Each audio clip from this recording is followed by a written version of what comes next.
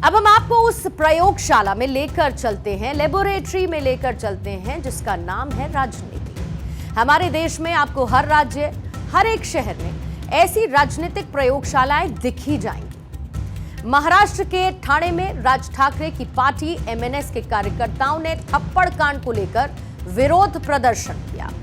इस दौरान जब पुलिस ने इन कार्यकर्ताओं को हिरासत में लिया तो इनमें से कई पार्टी वर्कर्स ने एक बात कही कि महाराष्ट्र में जो मराठी में बात नहीं करेगा उसे परिणाम भुगतने ही होंगे। अब आप जरा सोच कर देखिए कि क्या महाराष्ट्र में अचानक से ही उत्तर भारतीय लोगों ने हिंदी में बात करना शुरू कर दिया है? क्या इससे पहले ये सभी लोग मराठी में ही बात करते थे? और अगर ऐसा नहीं है तो फिर अचानक ही कुछ लोग ऐसा क्यों चाहते हैं कि महाराष्ट्र में जिसे भी रहना है उसे मराठी में ही बात करनी होगी? अब आप इसे इस तरीके से समझिए कि जब नेताओं का पॉपुलैरिटी ग्राफ नीचे गिरने लगता है तब वो ऐसी ही प्रयोगशालाओं में आकर नए नए एक्सपेरिमेंट्स करने लगते हैं। और ऐसा ही एक एक्सपेरिमेंट इस वक्त महाराष्ट्र में चल रहा है और ये प्रयोग ठाकरे ब्रदर्स कर रहे हैं। ठाकरे ब्रदर्स से मतलब है एमएनएस चीफ राज ठाकरे और शिवसेना उद्धव गुट के प्रमुख उद्धव ठाकरे। ये दोनों ही नेता रिश्ते में तो एक दूसरे के कजिन्स लगते हैं। बाला साहिब ठाकरे के बेटे हैं उद्धव ठाकरे, लेकिन एक दौर में राज ठाकरे को ही बाला साहिब का उत्तराधिकारी माना जाता था। हालांकि जब ऐसा नहीं हुआ तो राज ठाकरे ने अलग जाकर एक नई पार्टी बना ली और इसका नाम मन से यानी कि महाराष्ट्र नवनिर्माण सेना रख दिया। और इस एक इंसिडेंट के बाद से ये ठाकरे ब्रदर्स एक दूसरे से दूर होते चले गए और फिर कभी साथ नजर ही नहीं आए।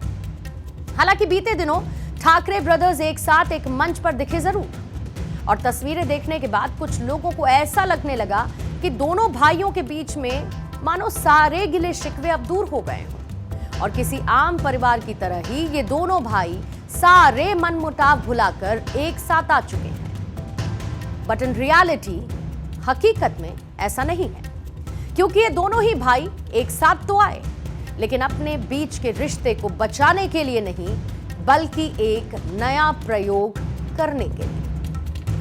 एक समय पर महाराष्ट्र की सबसे बड़ी पार्टियों में से एक रही शिवसेना पार्टी अब दो हिस्सों में बंट चुकी है, जहां पर असली नाम और सिंबल अब महाराष्ट्र के उप मुख्यमंत्री एकनाथ शिंदे की पार्टी शिवसेना के पास है और वहीं उद्धव ठाकरे की लोकप्रियता काफी ज्यादा घट चुकी है। साल 2024 का विधानसभा चुनाव जिसमें उनकी पार्टी को सिर्फ 20 सीटें मिली और दूसरी तरफ राज ठाकरे की पार्टी एमएनएस को बीते विधानसभा चुनावों में एक भी सीट नहीं मिली, यानी कि उनका स्कोर रहा है 0।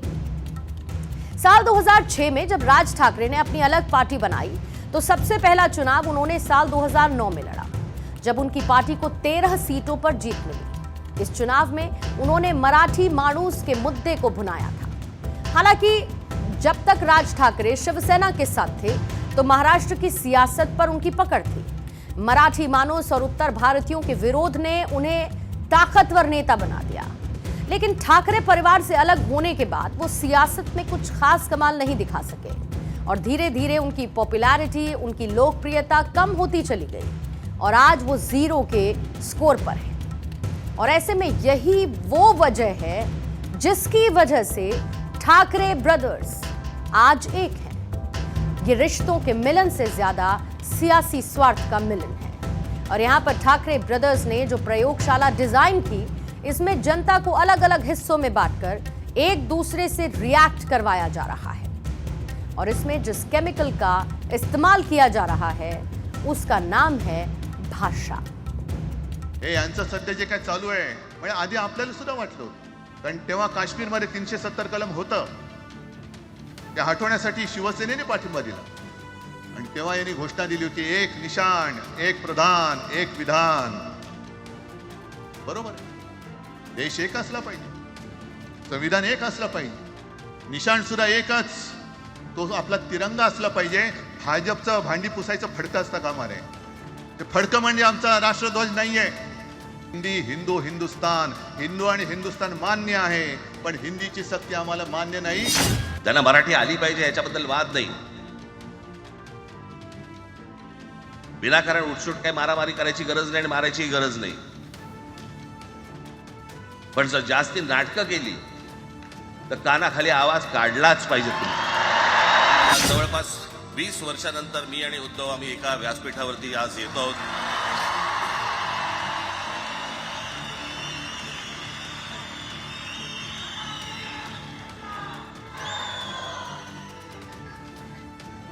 जे माननीय बाळासाहेबांना जमलं नाही, जे अनेकांना जमलं नाही, आम्हाला दोघांना एकत्र आणायचं ते देवेंद्र फडणवीसला जमलं.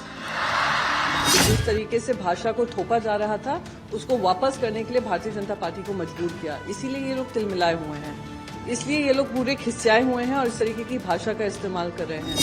थोड़ा और उनको पढ़ाई करनी पड़ेगी. अगर उनको ट्यूशन की जरूरत है तो हम देने को तैयार है.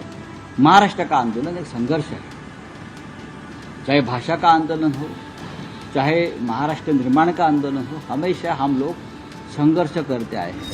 मुझे लगता है कि मराठी आना जरूरी है, बात सही है. बहुत सारे लोग जो है ये मराठी बोलते हैं, लेकिन उन्होंने मराठी बोलना ही चाहिए. इसी तरह की दादागिरी करना ठीक नहीं है. दोनों को वहां की जनता ने सिरे से नकार दिया है. अब वो चीप पब्लिसिटी लेने के लिए ये सब इस प्रकार की हरकतें कर रहे हैं.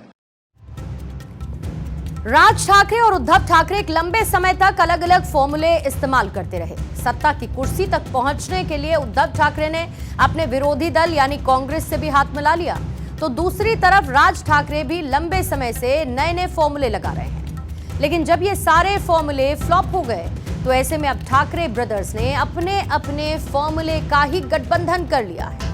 ये दोनों भाई अब यही प्रयोग कर रहे हैं जो एक वक्त पर बाला साहेब ठाकरे ने किया था. शिवसेना की नींव ही मराठी अस्मिता के नाम पर पड़ी थी.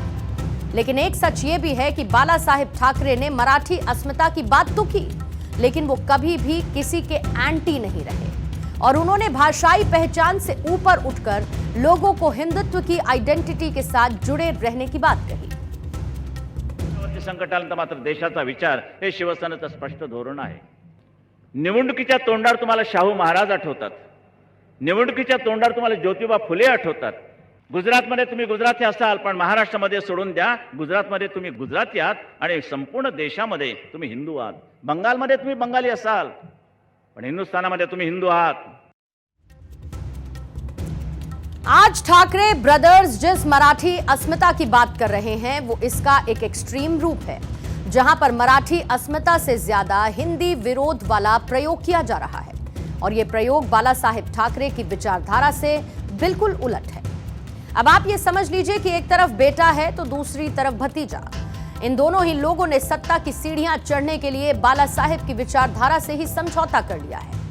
लेकिन यह समझौता भी शायद जल्दबाजी में किया गया कॉम्प्रोमाइज है, या फिर यूं कहूं कि यह समझौता एक आखिरी विकल्प के तौर पर किया गया.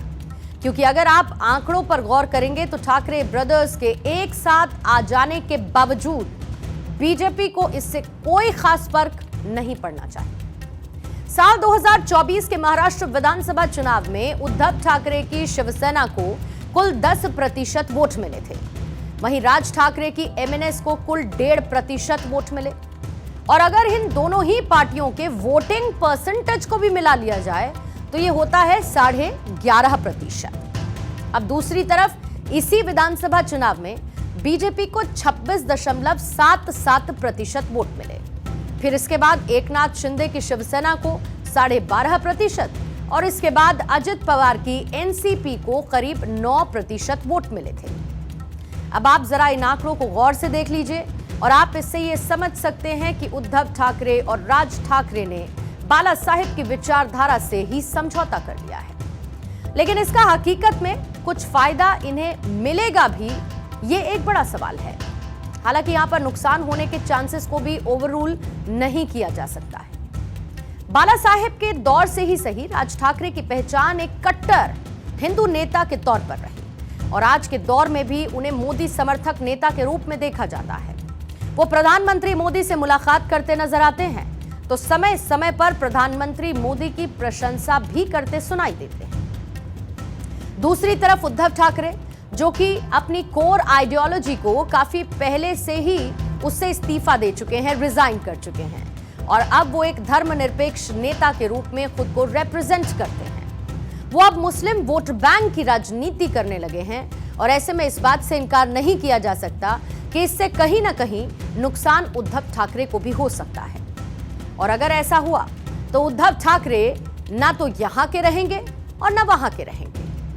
इससे पहले भी उद्धव ठाकरे ने जब बीजेपी का साथ छोड़ा तो उन्होंने ये सोचा था कि वो सत्ता पर राज करेंगे, लेकिन आज की स्थिति में ना वो इधर के बचे हैं ना ही वो पूरी तरीके से उधर के हो पा रहे हैं।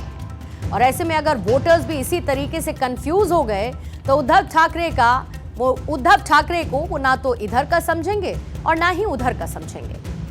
ऐसे में भाषा विवाद जिस राजनीतिक प्रयोगशाला में किया जा रहा है, इसके बहुत चांसेस हैं कि आखिर में ये ठाकरे ब्रदर्स के लिए नेगेटिवली रिएक्ट कर जाए।